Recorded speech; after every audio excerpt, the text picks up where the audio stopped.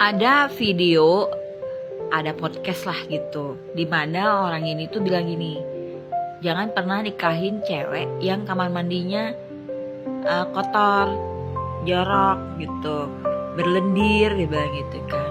Well, ini perspektif aku tentang hal ini. Memang tidak ada yang suka dengan kamar mandi yang kotor, betul nggak? Aku aja geli gitu loh kalau mau masuk ke rumah orang kamar mandinya, wow, pokoknya jorok gitu ya, jelek, kotor, itu nggak suka. Apalagi sampai berlendir-lendir gitu, aku langsung ngomong.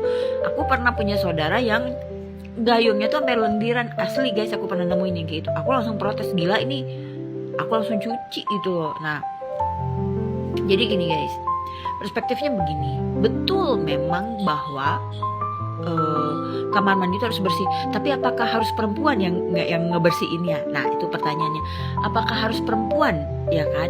Jadi konotasinya kalau kamar mandi itu gawenya cewek, makanya cewek kalau yang kamar mandinya nggak bersih, itu ceweknya jangan dinikahin. Seakan-akan tugas cewek itu ngebersihin WC. Ini harus dilurusin dulu guys. Apakah cowok nggak bisa gitu ngebersihin WC juga? Nah itu ya, jadi ini ada bias gender. Kebetulan ini jadi tesis aku waktu S2. Jadi siapa yang bikin peraturan bahwa bersihin kamar mandi itu tugasnya cewek? Bisa aja kan itu tugasnya cowok juga gitu kan. Nah, yang kedua perspektifnya seperti ini.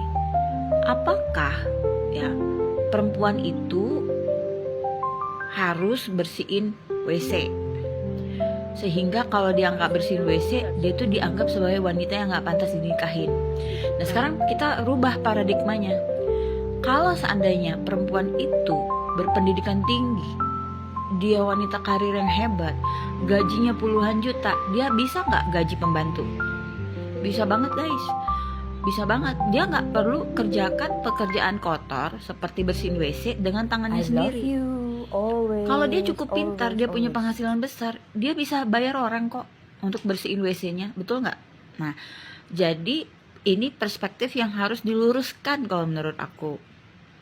Ya, di lain pihak memang kita tuh harus membersihkan, tapi tidak harus pakai tangan kita sendiri. Nah, kalau misalnya kalian sebagai laki-laki yang mampu, Allahu Akbar, Allahu Akbar, Allahu Akbar. Nah, misalnya kalian sebagai laki-laki yang mampu secara finansial, masa tega nyuruh istrinya yang bersihin WC? Ya pasti pembantu kan.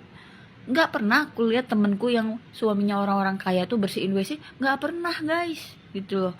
Ya, kalau aku ini masih bersihin sendiri gitu. Kadang aku nyuruh orang juga, kalau aku lagi sakit atau apa, aku suruh orang juga, aku bayar orang. Jadi nggak usah dipermasalahkan hal-hal kecil kayak gitu. Sebenarnya kita tuh bisa bersihin sendiri juga bisa, kecuali orang-orangnya nggak suka kebersihan. Nah bingung juga ya. Tapi tidak dijadikan keharusan bahwa itu bagian kerjaannya cewek gitu loh. Bisa juga itu bagian kerjaan cowok. Yang ketiga, siapa bilang itu? Ya gimana ya? Kan bisa bayar orang gitu loh, bisa bayar orang. Gitu loh.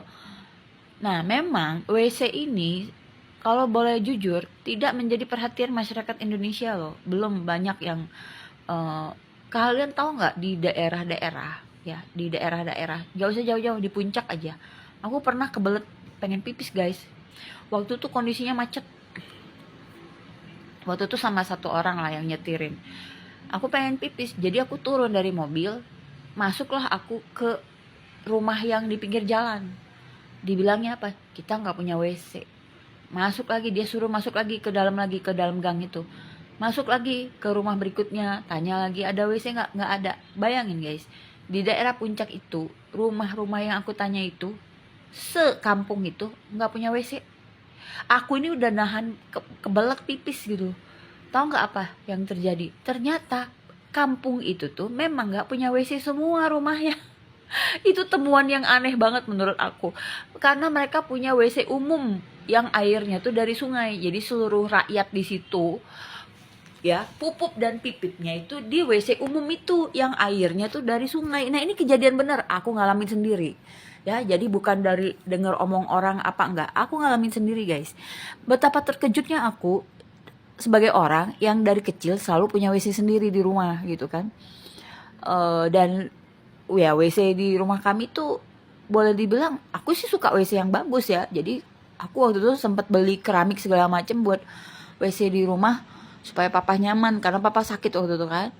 Ya kamar mandiku tuh besar gitu loh ya, hampir seukuran kamar ya, dengan bak besar segala macam. Bagi aku melihat satu kampung gak punya WC itu bener-bener yang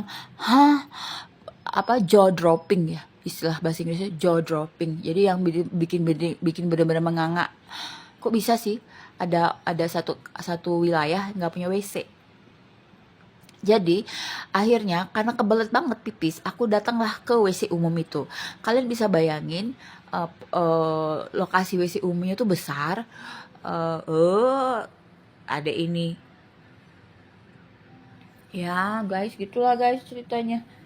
Jadi kalian bayangin ya, WC-nya itu satu ruangan besar. Ada tangganya, jadi dia tuh ada agak menjorok ke bawah karena mendekati sungai gitu. Jadi kita tuh harus kalau selesai pipis itu naik tangga gitu, tangganya dari tanah gitu. Nah di situ tuh nggak ada kamar-kamar ya guys, nggak ada kamar-kamar tertutup, nggak ada. Jadi kamu bayangin sebelah kamu tuh cuci beras, sebelahnya pipis, sebelahnya lagi tuh pup. Dan itu semua kotoran itu masuk ke sungai yang di dalam. Jadi di samping si WC umum itu sungai yang airnya deras. Aku bisa dengar tuh airnya deras. Jadi ada pancuran. Jadi waktu aku mau cebok, aku bingung ini mana gayungnya, nggak ada gayung guys. Jadi bayangin guys, jadi cuma pancuran doang. Aku sebagai orang kota, aku bingung gitu loh, gimana itu caranya mau ceboknya gitu ya. Nah ini baru soal WC doang gitu loh. Nah jadi menurut aku memang idealnya kita itu punya WC sendiri. Setiap rumah tuh harus punya WC sendiri. Jadi bukan pakai WC umum yang semua kotoran manusianya tuh masuk ke sungai. Jadi sungainya jadi tercemar kan. Jadi sungainya tuh jadi tempat kayak septic tank raksasa gitu. Idealnya satu rumah tuh harus punya WC. Yang kedua, WC-nya harus bersih. Kan itu idealnya. Nggak harus bagus, tapi harus bersih kalau menurut aku ya. Nah itu seperti itu. Jadi ya geli sih ya kalau misalnya lihat rumah orang yang WC-nya jorok misalnya kayak gitu.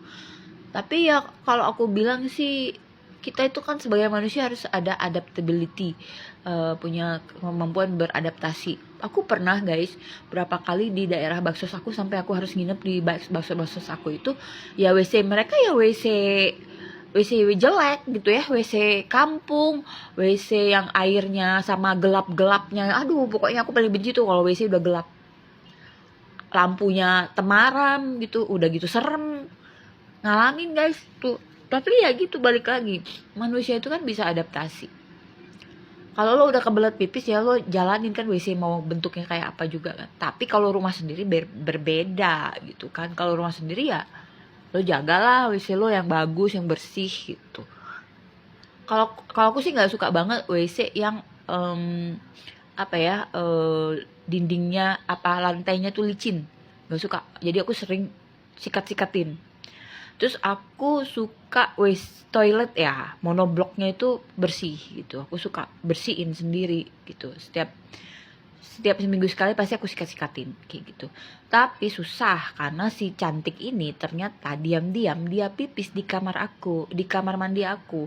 Jadi pas aku bangun tidur aku bau pipis dia, padahal dia punya WC sendiri. Jadi jahil. Balik lagi kan ngomongin kucing terus kan akhirnya gitu. Ya idealnya sih setiap rumah tuh harus punya WC. Kalian jangan kira ya semua rumah punya WC di Indonesia itu. Di Riau pun aku pernah juga ngalamin kesulitan mencari WC karena semua penduduknya itu berak di sungai. Jadi kebayang nggak aku harus buka celana aku, morotin celana aku, terus aku jongkok di sungai. Aduh, nggak jadi pup lah aku jadinya. Nah kayak gitu guys. Wah itu sampai diminta antar sampai ke rumah kepala desanya, kemana tuh naik motor guys. Parah loh soal WC aja Indonesia itu. WC aja dulu, urusin WC Indonesia ini. Itu aja dulu. Ya gitu, nggak usah ngomongin yang ini. WC aja karena nggak punya pak Indonesia itu. Ini fakta apa yang gue ceritakan ini kisah nyata semua ya guys.